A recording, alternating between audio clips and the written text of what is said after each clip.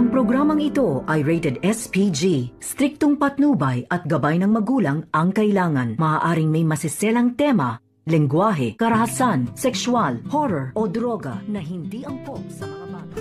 Alam na niyo yung sikreto natin. Alam niyo na ikaw yung totoo kong tatay.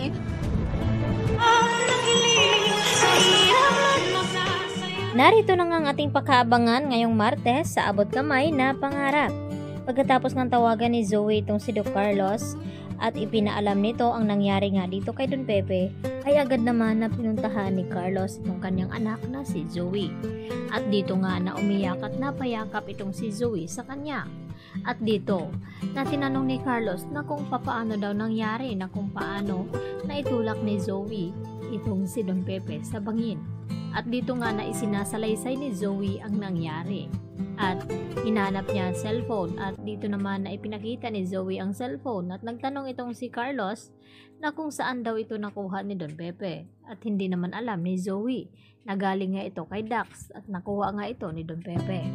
At hindi lang iyon, sinabi rin ni Zoe dito kay Carlos na alam na nga ni Don Pepe na siya nga ang tunay na ama nito.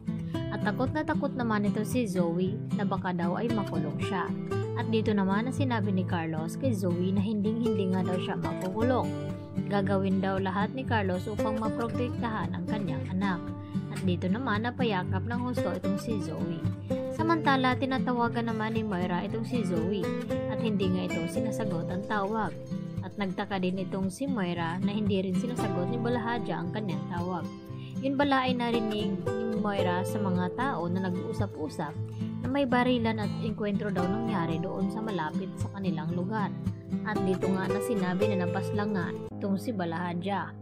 At sa takot ni Moira na baka magsumbong din itong si Dax kaya nag-alala ito. Kaya agad na tinawagan ito si Zoe. At maya-maya nga dito dumating si Zoe. At dito nag-iiyak. At tinanong ni Moira na kung bakit. At dito inamin ni Zoe na nagawa na nga niyang pumaslang ng tao. At ito na nga si Don Pepe.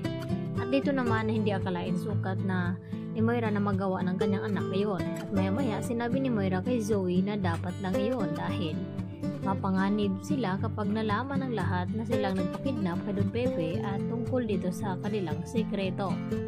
Dahil dito, hindi rin nila inaasahan ang tawag ni RJ at ipinaalam na natagpuan na nga itong si Don Pepe na nahulog nga ito sa bangin. Subalit ay buhay pa nga ito at dinala sa Stridge. At dito naman tila nag-alala din itong si Zoe at Moira na baka may posibilidad na mabuhay pa nga ito at makapagsalita. At dito nagtanong itong si Moira kay Zoe na doktor ito. Dapat alam niya kung ano ang dapat gawin upang hindi na nga tuluyang mabuhay itong si Don Pepe. Subalit dahil sa kagustuhan ni Annalyn na madugtungan pa ang buhay ni Don Pepe, kaya siya nang nagsuggest dito na siyang mag-opera kasama ni Carlos Benetes at dito nga ni Doc Lindon. Kinakailangan bantayan ni Annalyn mabuti ang mga kinikilos dito ni Doc Carlos dahil alam ni Carlos na hawak nga ngayon ni Carlos ang buhay ngayon ni Don Pepe dahil alam nito ang kanilang sikreto. Kapag bubuhayin niya ito ay nanganganib na baka mabunyag din ang kanyang sikreto at tuluyang maghiwalay sila ni Lynette kapag nagkataon. Lalo pa hawak ni Carlos itong cellphone na ginamit ni Don Pepe sa pagtawag nga dito kay RJ at kay Giselle. Kaya naman, inihanda ni Carlos ang sarili ni Annalyn na kung kakayanin ba niya ito dahil pwede naman daw silang mag-opera dalawa ni Doc Lindon. Subalit may pinaplano din itong si Carlos Benetes at hindi nga hahayaan ni Annalyn na hindi sila magtatagumpay sa kanilang operasyon. Dahil hindi nahahayaan ulit ni Annalyn na mangyari pa ang nangyari doon ng kanyang ninong Samuel na hindi nga siya nagtagumpay dahil natakot nga ito na duwag. At ngayon lalabanan ni Annalyn ang kanyang takot, magtagumpay lamang siya na isalba ang buhay ng kanyang lolo Pepe. Nang sa ganoon ay malaman niya kung sino ba talaga nagpakidnap nito o kung aksidente nga ba ang pagkahulog sa hagdan nito. Kaya yan naman ang ating pakatutukan dahil magkakaalaman na nga yan kapag nagkamalay na nga itong si Don Pepe at masabi na nga niya dito kina RJ at Giselle na itong si Zoe Moira ang may pakana ng lahat at hindi anak ni RJ ito si Zoe at ang tunay na ama ay itong si Carlos. Kaya yan po ang ating patuloy na pakabangan mamaya mga kapuso, dito lamang yan sa Abot Kamay na Pangarap. Yan lang po at marami pong salamat sa inyong panonood. Hanggang sa muli, bye-bye!